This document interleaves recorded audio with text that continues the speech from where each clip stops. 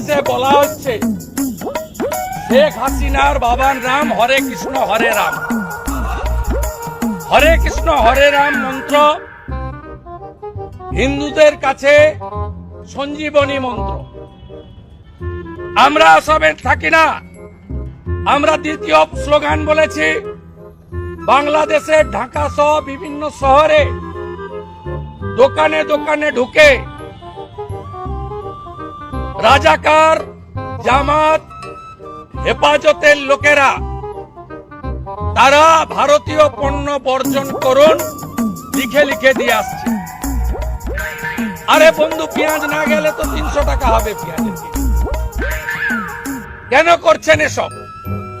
তৃতীয় অভিযোগ, সম্প্রতি যে আন্দোলন হয়েছে আমাদের ওটা নিয়ে বক্তব্য নিয়ে বাইরের দেশের ইস্যু, সেই আন্দোলনে